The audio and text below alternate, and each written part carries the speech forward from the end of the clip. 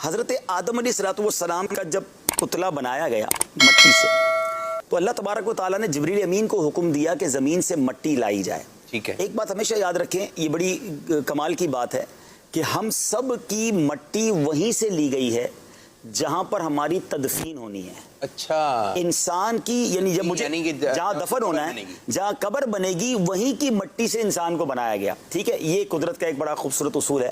تو اب اس میں ایک عشق والی بات بتاؤں کہ سبحان اللہ، حضرت ابو بکر صدیق رضی اللہ تعالیٰ اور حضرت عمر فاروق کی قسمت دیکھیں کہ ان کی مٹی وہیں سے لی گئی جہاں سے نبی پاک علیہ السلام کی سبحان اللہ سبحان اللہ، یعنی یہ تینوں ایک ہی مٹی سے گویا ان کی وہ تخلیق جو ہے وہی، اور وہیں ان کی تدفین ہو گئی نبی پاک کے ساتھ.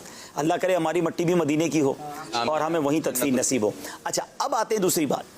لیکن جب حضرت آدم علیہ السلام کی مٹی لینے کے لیے جبریل امین آئے نا دنیا میں، تو انہوں نے جب مٹی کے لیے ایک مٹھی اٹھائی تو پوری زمین کی جو زمین کی اوپری پرت تھی، اوپری لیئر تھی مٹی کی، وہ رول ہو کے سمجھ لیں ان کے ہاتھ میں آ گئی. اچھا، اور اس کی وجہ کیا بنی؟ اس کی وجہ دیکھیں کہ اس میں پھیکی مٹی بھی تھی، میٹھی بھی تھی، لال بھی تھی، کالی بھی تھی، وائٹ بھی تھی، الگ الگ مزاج اور الگ الگ رنگ کی مٹیاں تھیں. اور اس مٹی سے حضرت آدم علیہ السلام کو بنایا گیا. تو اب دیکھیں حضرت آدم کی اولاد میں آپ کو سخت لوگ بھی ملیں گے، نرم بھی ملیں گے، میٹھے بھی ملیں گے، کڑوے بھی ملیں گے، لال رنگ کے بھی ملیں گے، کالے بھی ملیں گے، سفید بھی ملیں گے، براؤن بھی ملیں گے. ہر قسم کے لوگ دنیا میں ہیں، لیکن سب حضرت آدم کی اولاد سے ہیں، کیونکہ ان کی تخلیق میں یہ سارے کلرز کی مٹیاں جو ہیں یہ شامل ہوئی. افریقہ کی مٹی بھی شامل ہوئی، یوں سمجھ لیں یورپ کی بھی شامل ہوئی، پاک و ہند کی، ایشیا کی بھی ہوئی، تاکہ ہر طرح کی اولاد آدم ہوئی. تیسری بات جو اور دلچسپ ہے، آدمی، ہاں آدمی، ہم آدم سے ہیں آدمی. ہاں اچھا، تیسری بات وہ یہ ہے کہ حضرت آدم علیہ السلام کا جب پتلا بنا لیا گیا اور اس میں روح ڈالی گئی، تو سب سے پہلے روح پہنچی ناک پر. اچھا، سر کی جانب سے روح داخل ہوئی، تو ناک پر جب پہنچی تو آپ کو آئی چھینک، اور جیسے ہی زبان پر روح آئی، یعنی ناک کے بعد زبان بولنے کے قابل ہوئی، تو پہلا لفظ جو آپ کی زبان سے نکلا وہ الحمدللہ نکلا. سبحان اللہ. چھینکنے کے بعد جو ہم الحمدللہ کہتے ہیں، حضرت آدم کا پہلا عمل اس دنیا میں چھینک تھا، اور آپ نے پہلا جملہ جو کہا وہ کہا الحمدللہ. اور کمال دیکھیں، جب کوئی الحمدللہ کہتا ہے تو ہم کیا کہتے ہیں جواب میں؟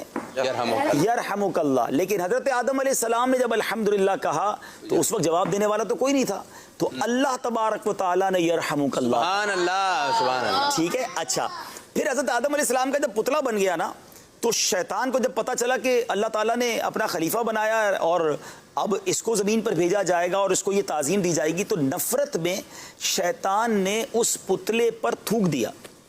اچھا، اب یہ جو اب مزے کی بات آپ کو بتاؤں، یہ ہمارے پیٹ پر جو ناف بنی ہوئی ہے نا، یہ ناف پہلے نہیں تھی.